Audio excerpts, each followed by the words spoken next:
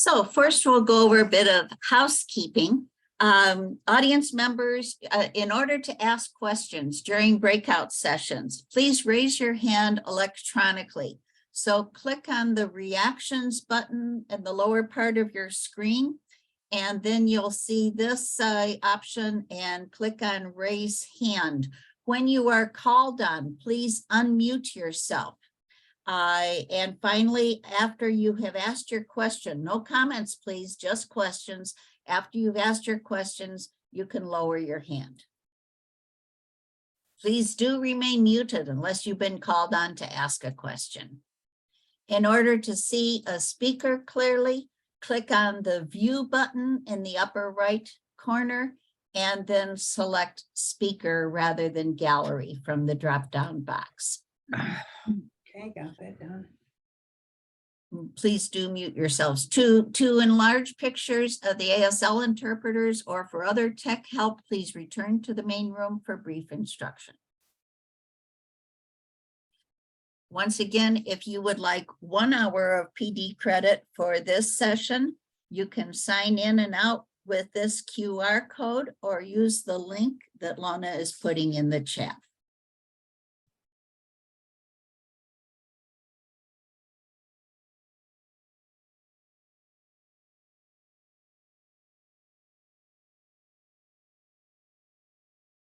So welcome to our session about what's next for reproductive rights in Illinois. Our speaker is Rianne Hawkins, the Director of Advocacy and Campaigns for Planned Parenthood of Illinois and Planned Parenthood Illinois Action. In her work, she plans and coordinates efforts to motivate, activate, and build support for Planned Parenthood and partner initiatives.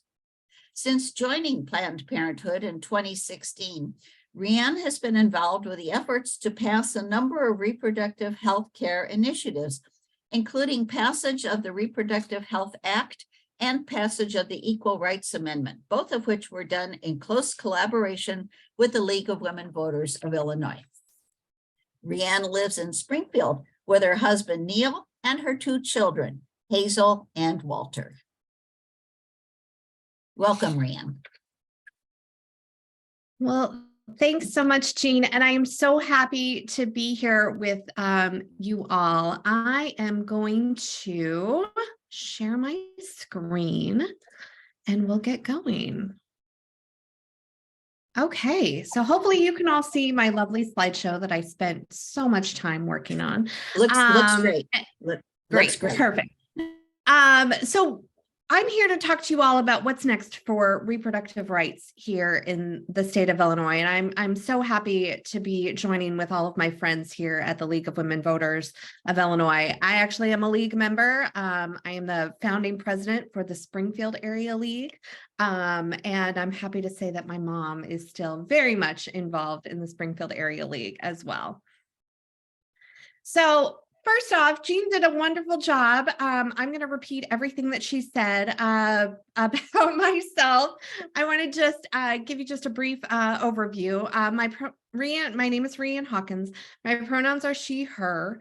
I am, just to give a brief physical description of myself, I have short brown hair, brown eyes, I wear glasses, and I'm wearing a pink shirt with a black blazer over the top of it. And of course, you can't see my sweatpants that I'm wearing below. But I'm very happy to be with you all. I have been with Planned Parenthood of Illinois and Planned Parenthood Illinois Action since May of 2016.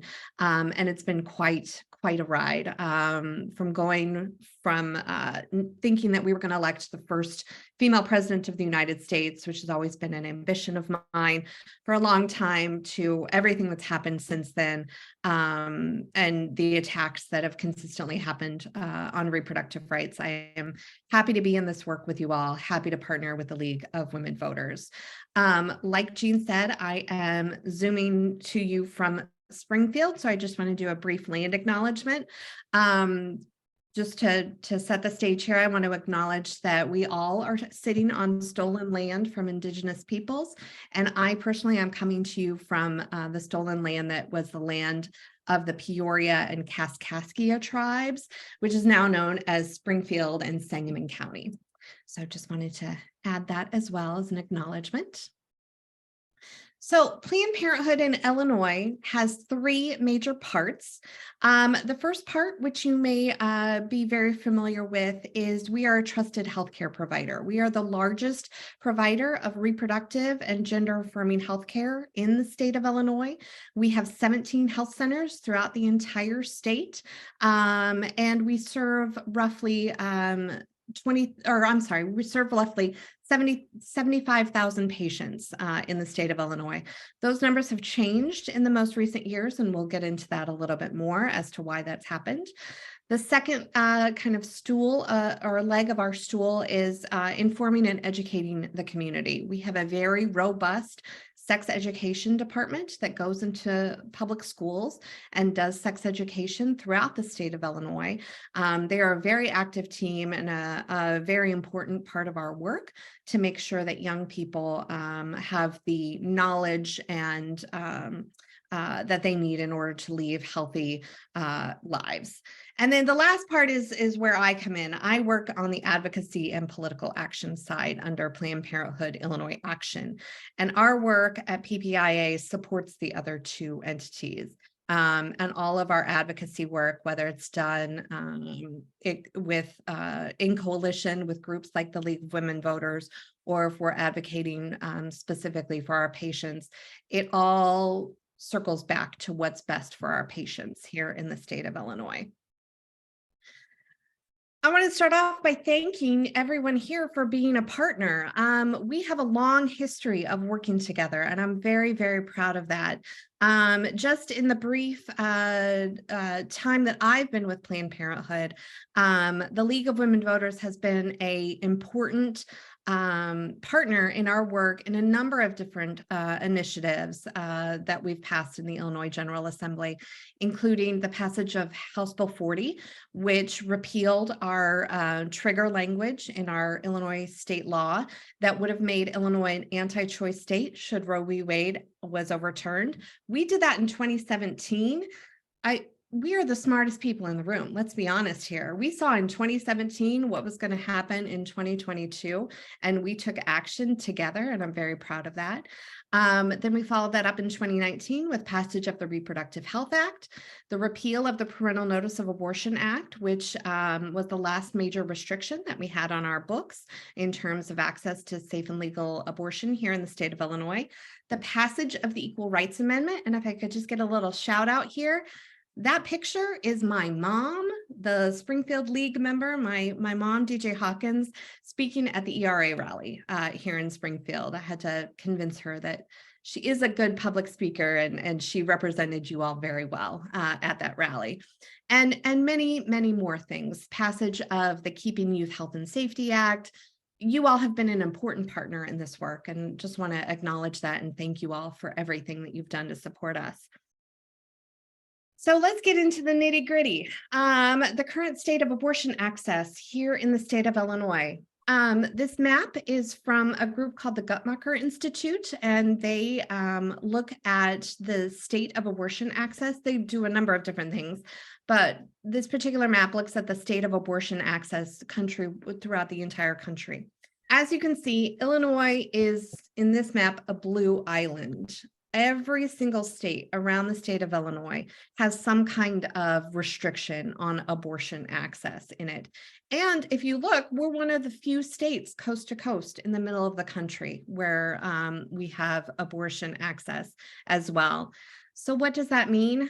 That means we're seeing a lot of people come into Illinois seeking reproductive health care from all of these other states. I think the last figure that I heard is that we've seen patients from 33 other states come to the state of Illinois seeking reproductive health care. You know, I work in the Springfield Health Center. I know that we've seen patients come to Springfield from as far away as Idaho seeking reproductive health care. It's not unusual to see license plates in our parking lots from Kentucky, Missouri, Wisconsin, Ohio, all coming to little old Springfield to seek healthcare services. And that's because of this map. That's because the states that surround Illinois have all enacted and continue to enact stricter and stricter restrictions on the access to abortion.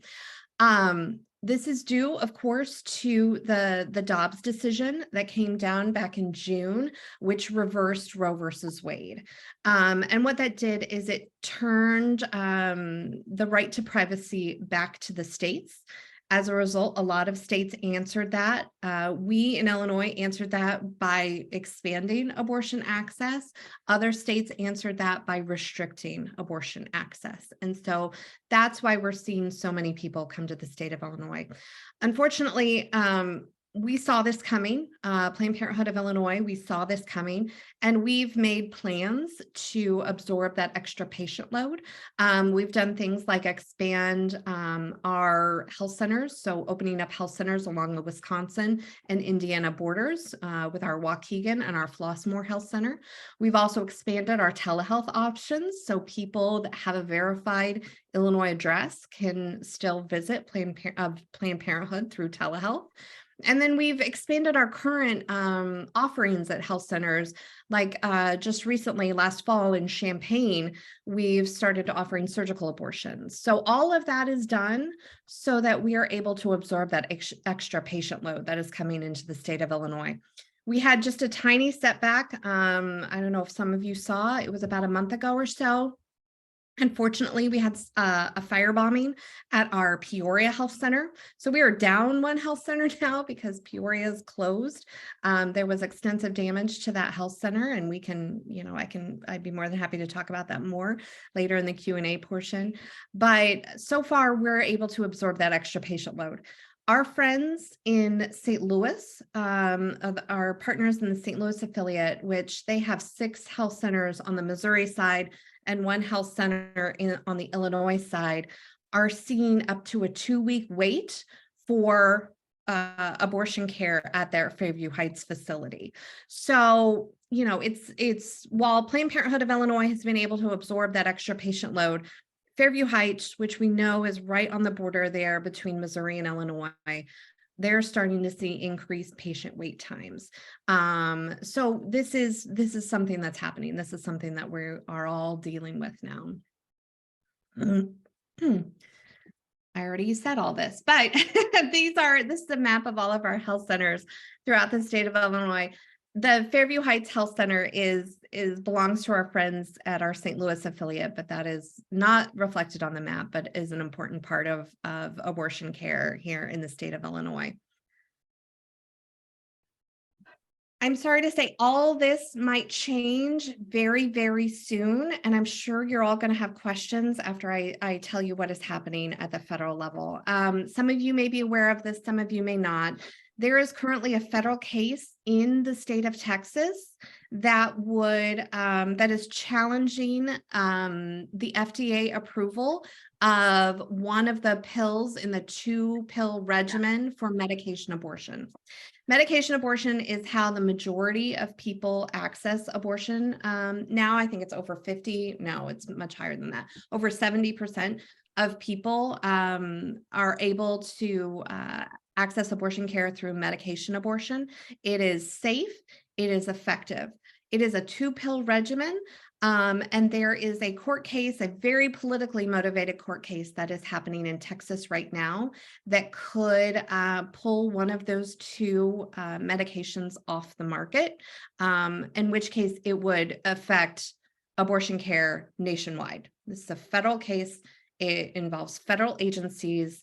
And there's unfortunately nothing we can do at the state level because it's a federal, the FDA is a federal entity.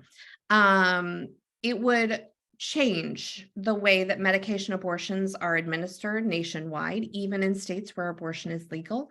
It would change it from a 2-pill regimen to a 1-pill regimen, or to a different type of regimen. And unfortunately, I'm not a medical doctor, so I can't get into specifics about what that would look like. But it would suffice it to say it would have a much increased burden on patients seeking care, even here in the state of Illinois. I'm going to pause for a second because that's a lot. Some of you may not know that this court case is happening. I'm happy to answer any questions anybody might have about this federal case.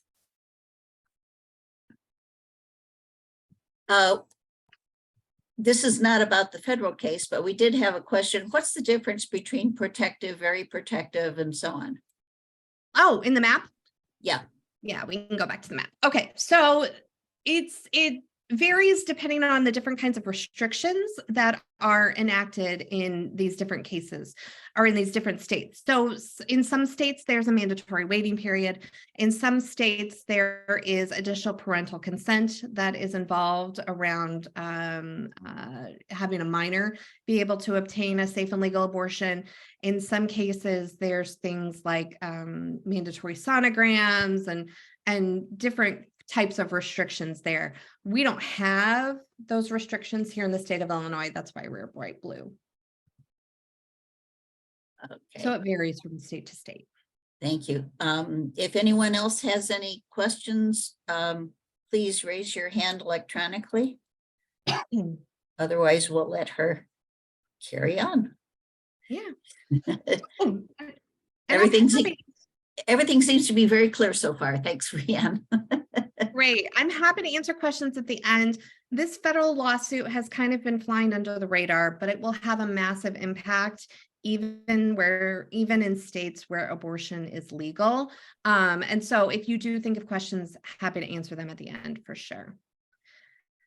There's always more to do. We're never done. There's always more to do. And this is where we hope to partner with you all to make it happen. So this spring in the General Assembly, we are fighting for some key issues. We're always fighting to protect and improve access to abortion here in the state of Illinois. Our work will never be done when it comes to that. We're hoping to stop attacks on abortion. We've already seen some bills be introduced in the General Assembly that would put restrictions back on access to safe and legal abortion here in the state of Illinois. We're going to work to increase access to reproductive and sexual health care. We're going to improve sex education for all students. 2 years ago, you all worked with us around passing the Keeping Youth Health and Safety Act. We're working to improve that and make sure that it gets implemented statewide. And then we want to help you all do big things. We know that a lot of our partners here in the state of Illinois have a lot of ambitious plans, and we are here to support them. And because when we all work together, our movement is strong. So the biggest thing that we're fighting for is funding. We are fighting for family planning funding. This gets into a little bit of a history lesson, but during the Trump administration, the federal government tried to quote unquote defund Planned Parenthood by making us not eligible, making Planned Parenthoods nationwide not eligible for the Title X program. And that is a program that's designed to give contraception to people that are in need, that might need help obtaining that kind of protection or that kind of prescriptions. They tried to cut us out of that program. And since the majority of what we do is sexual and reproductive health care, Title X is an important part of what we do, making sure that people have access to birth control. We are hoping to restore that funding in our budget so that we are able to offer those services. Right now, we are still able to offer those services, but it is through private philanthropy.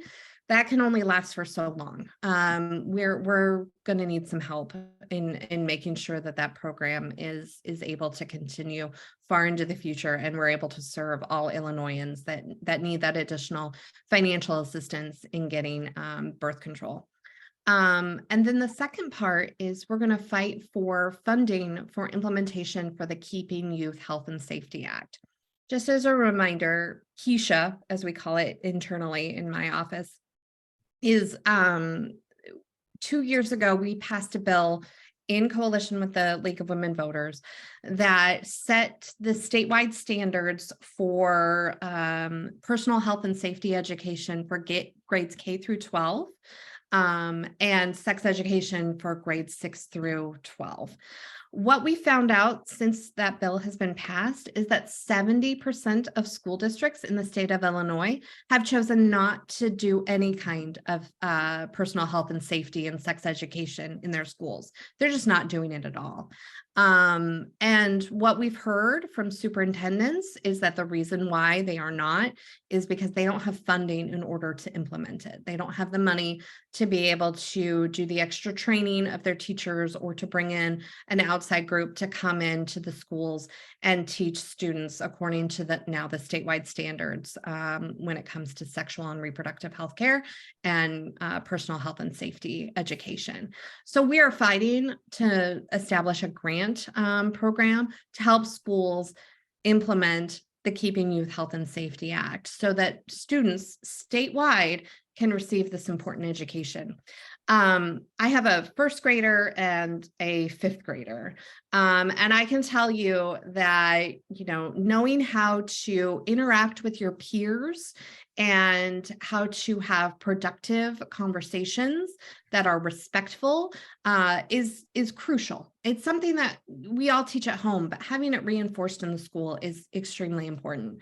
And then my daughter is about to head into middle school, and she is in need of that sex education, that sexual health education, so that she understands what she's going through with puberty and her body changing and all that kind of stuff. And so fighting for this grant program is kind of personal to me because my kids go to a large school district, Springfield 186, and I want to make sure that they get the education that they need and deserve, frankly, that will help them lead healthy and productive lives so that they can interact with their peers in a productive manner, so that they can resolve conflicts without violence or anything like that moving forward. So this grant program is extremely, extremely important to me because of that. Okay, this is the big headline. So some of you might have heard, the governor has said it twice now in some public statements. So has the Speaker of the House, Chris Welch, about doing an amendment to the state constitution to guarantee reproductive rights. We have done everything that we can to guarantee reproductive rights in the state of Illinois, just short of amending the Illinois state constitution. We are still in the exploratory phase at looking at all of this, but I want to hear from you all. What do you all think about doing a constitutional amendment around reproductive rights? Can we wait till the end and we'll open it up in a gallery view so we can see everybody? Sure. That's the end of that was my big finale anyway. So I'm going to go ahead and stop sharing. Okay. I had a couple questions. Let me put it on gallery view so we can see everybody. But yeah, what was accomplished during the lame duck session, and you mentioned what needs to happen. I assume that's because it wasn't taken care of during the lame duck. Well, there's always more to do. The bill that was passed during the early January session was the Patient and Provider Protection Act. And what that did was protect patients that are coming in from out of state seeking reproductive health care and gender affirming healthcare services coming into the state of Illinois. So making sure that they're protected by seeking that care. It also protects providers. We have some providers that are dual licensed. They might be licensed in Missouri and Illinois, or in Wisconsin and Illinois, or Indiana and Illinois. And it protects those providers if they perform reproductive health care services like an abortion here in the state of Illinois that are legal in the state of Illinois, their license in the state of Illinois will not be affected, even if the other state goes after them for trying to perform an abortion, for example, in the state of Illinois, but they're licensed in Missouri, right? Missouri might try to go after them because of what they're doing in Illinois, even though what they're doing in Illinois is perfectly legal. There were the other protections in there as well, around making sure that gender affirming healthcare is accessible here in the state of Illinois. But there's a lot more to do. We're looking at things this spring around data privacy. So making sure that internet companies can't use the data that you use to seek abortion care, use that against you in any way, shape, or form. Also going after things like crisis pregnancy centers, which are fake clinics here in the state of Illinois, trying to see if we can take a critical look at those and make sure that people are aware that these are not medical facilities, that these are entities that are specifically designed to talk people out of seeking abortion care. So those are only a couple of things. There's a couple of other smaller things as well, like emergency contraception in vending machines on college campuses might be something that we would take a look at as well. So yeah, there's always more to do. But I do know that Planned Parenthood played a huge role in what was passed during the lame duck session. So kudos to you for that. Sharon has a question. Sharon Alter. Oh, thank you. I don't think you're an attorney, is that correct? I am not. Okay, well, maybe you can still answer my question. You'll understand why I mentioned that.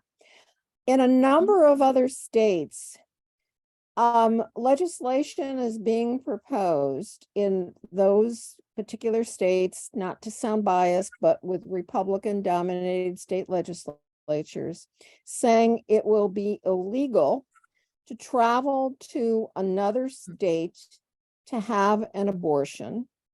Mm-hmm. And when that woman comes back, she could be liable for a felony. Jesus Christ. But some of those proposed legislative bills are also saying that that particular state which passes such legislation could sue the receiving state, i.e. Illinois, for violating that law. Do you know anything about this? I do. I know about this situation. It is something that's on our radar. I know that the Attorney General of the state of Illinois, the AG Kwame Raoul, would represent the state in those kind of cases. This gets into a interstate commerce thing, and it involves some complicated legal doctrine that I'm sorry, Sharon, I can't speak to, but I do know that it is on our radar, and that is part of why we passed the bill in early January, was to try to mitigate those types of laws and do as much as we can from the Illinois side to protect patients and providers in stuff like that. Obviously, we can't control what other states do, and this might have to be ultimately decided at the federal level, but it is that type of situation is definitely on our radar, and we are trying to work to try to find a solution. Thank you. Yeah, thanks. You mentioned the Keeping You Safe and Healthy Act. I realized that a number of districts were kind of digging in their heels, and your interpretation is that 70% of them are not following because of lack of funding. Do you think they're not being honest about that? Or it sounds to me like there's a lot of parental opposition, for instance, Awake Illinois, to implementing that bill.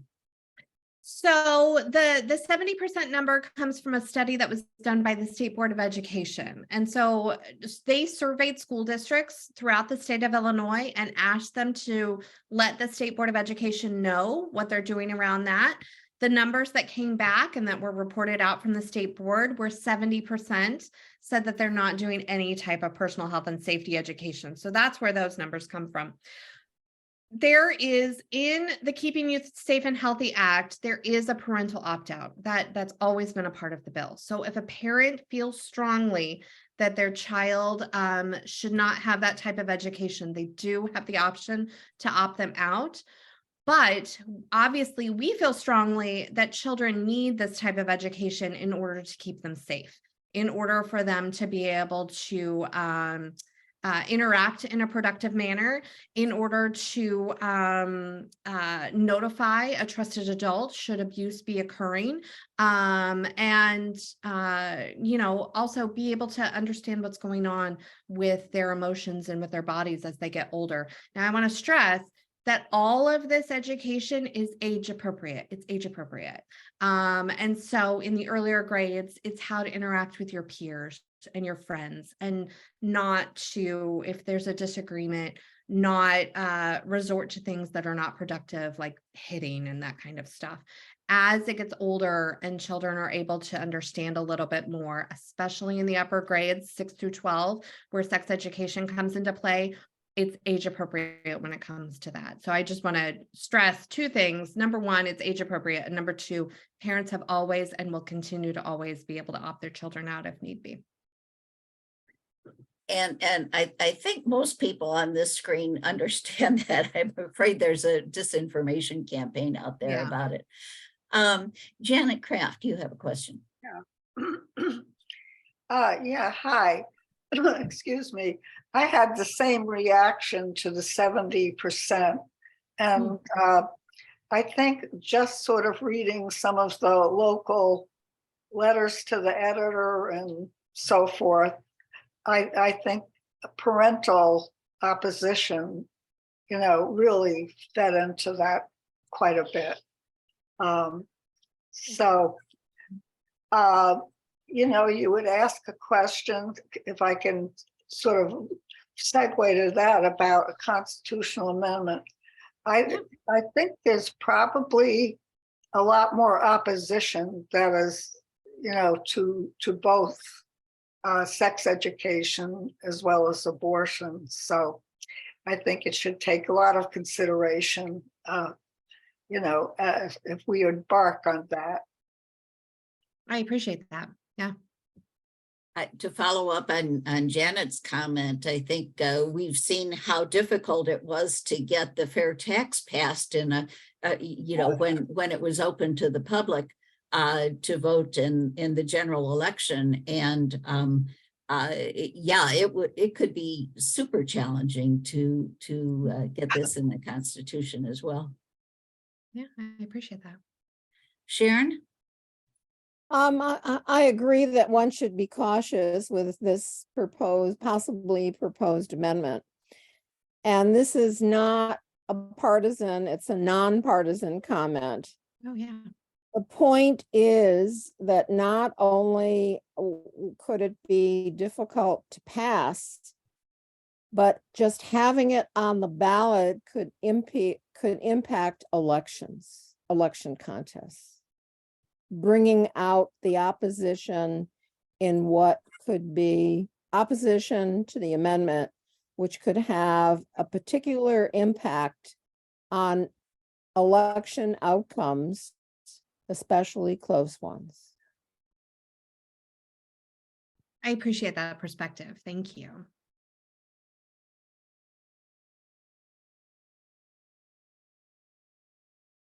Do other people have comments they would like to share relative to the constitutional amendment or anything that Rianne mentioned? We have a relatively small group, so I think we can have more of a discussion if people would like to share comments and not just questions. Jane? Needless to say, yes. And there's a large group of us that are old enough to remember the days of how people got and went and got abortions. And if we don't do something to protect young women, and I say that because so many of the old women, well, we don't have to worry about it anymore anyways, of having to go to those back street places to have a medical procedure performed. It's not a public discussion, it's a medical discussion. And I get so angry with people for not understanding what it is they're imposing on young people today. It's like going back to when I was a kid. And God knows I heard a lot about it back then. Just commentary and a little anger. I appreciate that, Jane. And we've done, I've got to give credit to you all and to us and the entire Reproductive Health and Access Coalition here in the state of Illinois. We started working on making sure that Illinois is a safe haven for abortion access in 2017. It started in 2016, but it really picked up speed in 2017. And we were waiting for this moment where Roe v. Wade was going to be overturned. We saw it years in advance. We saw it coming down the pipeline. We knew that we had the ability here in Illinois to make us a safe haven state. And we incrementally took the steps to make sure that that happened. And that's why Illinois is positioned where it is right now. That's why we are a haven in the Midwest. That's why people are coming in from 33 other states coming into Illinois and seeking healthcare from all of our health centers. Jane. Just one other thing, and I cannot remember when I heard this interview, and it's been in the last few days, of one of the organizations that assists women, young women, whatever, to get abortions in states that they come from where it's illegal. And I thought it was interesting that it's really a number of pilots that fly planes, and they're there just to do that, to take them from one state to another free to the patient, so that they can go and do it. And then when necessary, they will be taken back home.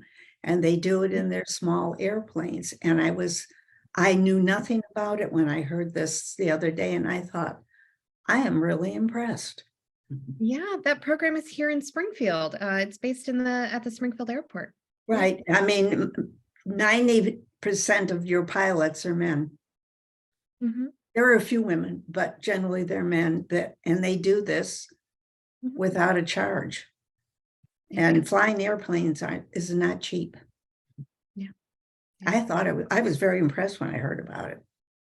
Rianne, do you anticipate that we'll be getting more centers in Illinois with such a huge influx of people? Don't you think we're going to need to expand more? So, obviously we've seen private providers come in. There's one that opened up in Rockford. There's one that opened up in Champaign, both within the last month. There are two now, I believe, two in Carbondale that have opened up. So I think, yes, because we are a haven, we do see more providers coming into the state to meet that need and to offer that care. So yeah, that definitely is happening. Yep. Are people from Illinois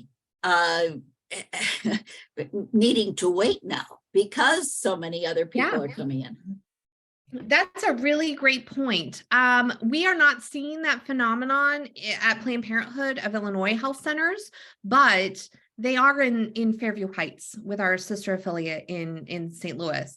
And because, there are only so many appointment slots in a day and they're being filled up by out-of-state people, it's forcing Illinois residents to have to wait. And as we all know, abortion is a time-sensitive procedure. It needs, there's a certain limit in the amount of time that you're able to get either a medical abortion or a surgical or an in-clinic surgical abortion. So yeah, that definitely is happening. It's not something we're seeing at Planned Parenthood of Illinois Health Centers, but it is something that's happening across the state. Yeah. Janet. Do you know, I think this is why this Texas case, that you mentioned is going to the Supreme Court is so important, because so many, here I'm going to trying to lower my hand. Anyway, since such a percentage of abortions are use medications. Mhm. So, if that were off the table, it really would change the whole Yeah, situation as far as staffing and facilities. So yeah, Absolutely. Yeah, you absolutely. sort of said at the outset that this is a big thing, and it certainly It is. is. Yeah, It is. And the plaintiffs in the case, the groups that brought the case have, when they submitted their brief to the judge, this is at the circuit level right now. So Yeah. there's still the appellate before it gets to the Supreme Court. But the judge at the circuit level, they asked them to invalidate the FDA approval for both drugs. So the judge could rule that both drugs should be taken off the market, in which case that would be a nationwide medication abortion ban, yeah. potentially. Yeah. What do you know about the judge? What do you think the likelihood is? I will say the plaintiffs in the case were very smart and picked a very conservative judge that has a record of anti-choice rulings. Yeah. And they picked the circuit in Texas because the route to Oh, get up to the God. Supreme Court is some of the most conservative justices in the entire country. Now Now everybody's hands going up. Tell you what, Yeah, Janet, let's let a couple other people chime in, and then we'll come back to you. Okay, Lona. Oh, you're muted. Yes, please unmute, Lona. Lona, please unmute. Okay. I'm an escort at the Aurora facility, and it's so interesting to me that people will ask me, why do the clients show up? What are they there for? And I said, well, that would be just like having me be standing at Del Nor Hospital at the entrance and having people ask me why these people are coming in for what procedure, what are they coming to the hospital for? I said, this is a medical facility. And we have, 25 reasons for people to come, at least. I mean, it's family planning. It's a medical facility. And I would no more stand at any medical clinic and expect to know why people are going in and out. And I frankly say, I welcome people, I buzz them in, and I wish them a good day. I said, that's my reason for being there. It's none of my business why they're there. And I think it kind of makes people stop and realize, oh, it is a medical facility. And I think that there's been so much brouhaha and misinformation and just rhetoric about awful, awful, awful. They harm people, blah, blah, blah. They don't realize that a huge swath of our population has always depended on the medical facility of Planned Parenthood to be able to do just that, plan, and to take care of their health needs. I know a lot of people who've told me, oh, my daughter in college went there. She felt that she couldn't, with all of her college loans and so on, she needed that support. The people who come to the Aurora Clinic, some will step up and say, what are those other people across the street talking about? We're here for our contraception, or we're here to talk to a doctor. And they're bemused why all the focus has become centered on abortions. And that's not the reason that most of these medical facilities exist. They exist for the other 25 or 30 or however many services they provide. So kudos, but yeah, it is kind of scary if they start trying to ban the actual drugs, because then where does that go? We want to start banning insulin because some people are affected by it. We're going to start banning metformin. We're going to start, the ADHD medications. It's just, this is a crazy world, but it is unfortunate that they go shopping for a judge who will see their perspective in a favorable light. And people don't realize that we are going to lose young women to medical malpractice, Right. couched in the anti-abortion language. That's the sad reality. Thank you, Lona. Rianne, do you have a comment? Well, I just wanted to say thank you for being an escort at our Aurora Health Center. That is, as you know, there's a crisis pregnancy center right there. So it gets pretty contentious there in Aurora. So I appreciate you being there to comfort our patients and to welcome them to our facility. It means a lot to them. So thank you for being a part of that clinic escort group in Aurora. I think this case is emblematic of what do I want to say? An effort to supplant medical science with ideology. And it could have far-reaching effects if all of a sudden we have ideology dictating medical practice and medical norms in this country. And so the effect is, could be wide reaching. So we've got our eye on the case. It's just at the circuit level now. There's 2 more levels. There's the appellate level before it gets to the Supreme Court.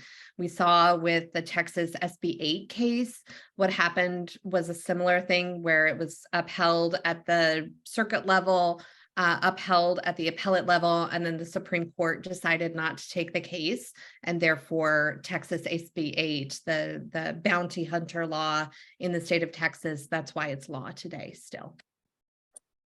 Sharon?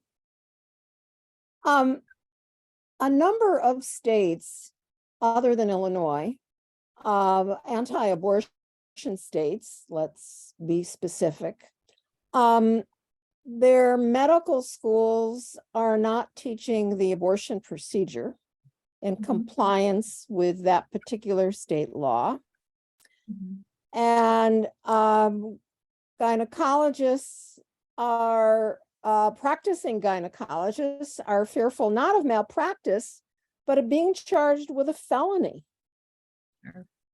My question related to that is Planned Parenthood finding that a number of medical school graduates and practicing physicians in anti-abortion states are coming to Illinois, where they don't have to be as concerned about the potential to be charged with a felony, which is punishable by imprisonment and loss of medical license?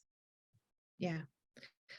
I think that's a really good question. I'm not sure if I'm not privy to any studies that have been done at the national level around this. I do know, however, that in Governor Pritzker's budget address that he just gave on Wednesday, there is money in there for training for reproductive health care. Now, obviously, we're going to get into that a little bit more and find out what exactly that training means. But that is something that we've taken note of. And of course, here in the state of Illinois, that's not a restriction that we're seeing. So I'm not aware of any kind of studies that are being done on the national level, but I can look into it. Thank you. Diane?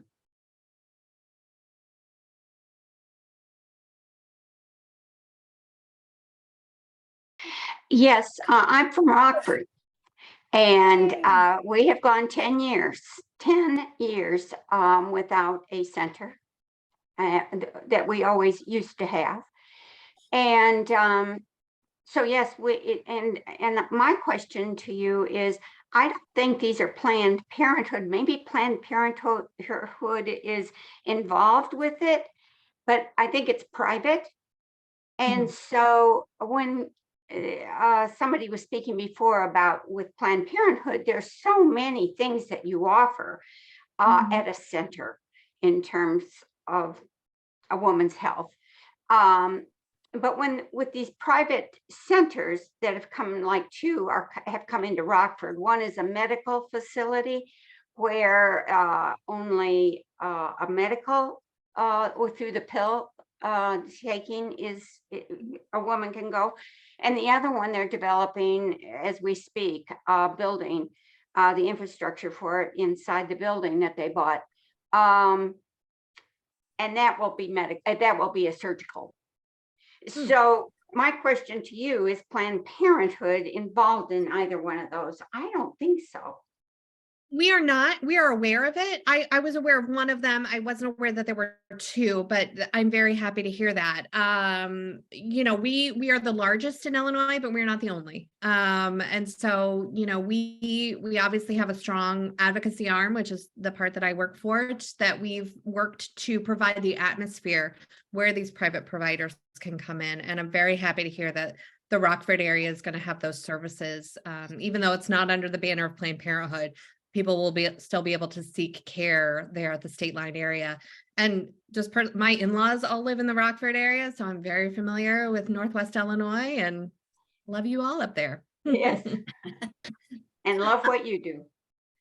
I had a question. It occurred to me that Illinois was able to prepare itself, fortunately, when Roe v. Wade bit the dust. Is there any way that Illinois could prepare itself for this court ruling on the drugs? I love that you asked that, Jane. We had a briefing with legislators just yesterday about this court case. This is all happening at the federal level. This involves a challenge to the Food and Drug Administration, which is a federal agency that approves drug usage in the medical market. We don't approve drugs for usage at the state of Illinois. That's all being done at the federal level. Similarly, they're also challenging something that's called the Comstock law, which restricts the mailing of instruments used in an abortion. That is a direct attack at telehealth, because we offer telehealth services and we mail medical abortion pills to people that have a verified Illinois address. And that's through the U.S. Postal Service, which again is a federal agency. So there's not much we can do here at the state of Illinois, even though we've all worked very hard to make Illinois a haven state. These fights are at the federal level now and above all of us. Thank you. Janet. Please unmute.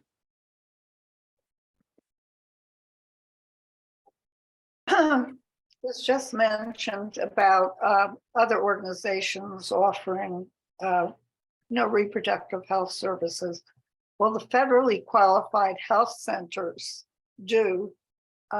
They don't offer abortions, but they do offer family planning. And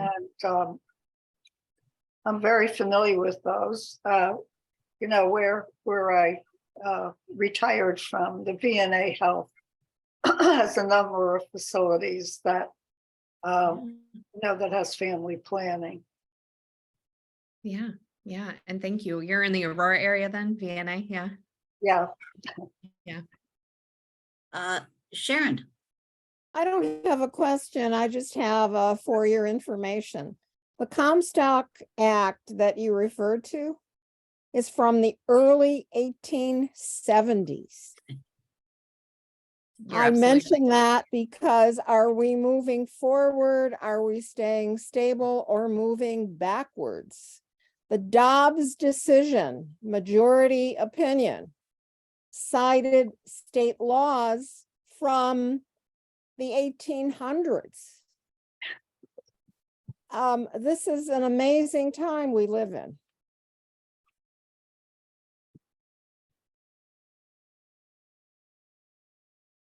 Are there other questions or comments?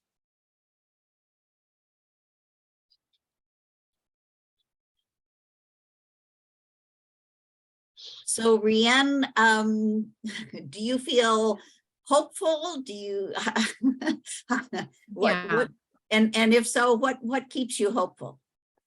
I do. So, we know that the Roe v. Wade decision was never the be all end all when it comes to abortion access. There were people, particularly communities of color, that still couldn't access abortion care, even when Roe v. Wade was put into place. And while I'm very upset that this has happened, and I fought, many battles alongside all of you to hope, stop Justice Kavanaugh. We all showed out when Ruth Bader Ginsburg died. We fought against Amy Coney Barrett. We saw that this was all coming, but this gives us a chance to rebuild this back better, to take a cliche phrase, and to make sure that we look at abortion care and abortion access nationwide, in the state of Illinois and nationwide, through an equity lens, and making sure that communities of color are able to access this care, that we make it affordable for people that need to access this care, that people that need to access this care are able to get contraception and get accurate sex education, all of which feed into their reproductive health care when they get older. There are communities in downstate that are covered by Catholic health systems that, big areas of the state, like Western Illinois, outside of the Peoria area, as you get into Quincy and the Quad Cities, there's no abortion care in that. It's all covered by OSF St. Francis, which is a Catholic affiliated health system. So we can take a look at where there are inequities. We can take a critical look and build this back in a way that serves more people, that is equitable to more people, and that more people are able to access this care. And that's what gives me hope, is doing the hard work that's going to be involved in rebuilding this system in a way that serves more people, and serves everybody equitably, I think is what gives me hope. And before we sign off, Jean, I just want to let you all know about 2 events that are coming up at Planned Parenthood. Hopefully you're signed up for our email alerts, and I can follow up with Jean afterwards. But we are doing an issues briefing in Chicago on March 21st. So it's not on Zoom, it's in person, in the city of Chicago. And then we're having our big lobby day coming up on May 3rd, which we would welcome all of you, and hopefully we'll partner with the League of Women Voters to show up at the state capitol. We've not been in person at the state capitol lobbying since 2019, and a lot has happened since then. And I'm looking for an army of pink shirts to come in and talk to legislators about the importance of reproductive health care in the state of Illinois, and would love to partner with you all on it as well. What is the date of that? May 3rd. May 3rd. Okay, May 3rd. thank you very Yep. much. Were there any parting comments you would like to make? I just want to thank you all for your partnership. Jean and I talk all the time about bills that are coming up in the General Assembly. And I know that many of you are on the phone to your legislators, and our agendas interact with the League agenda very closely. And I'm very grateful and happy for that partnership, continued partnership. I know you all feel very passionate about our issues, and I look forward to working with you all for sure in the years to come. And thank you for all that you do to support Planned Parenthood.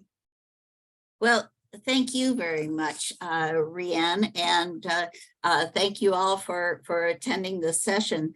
If you'd like more information, please do look at the resources on the State League's website issues briefing page.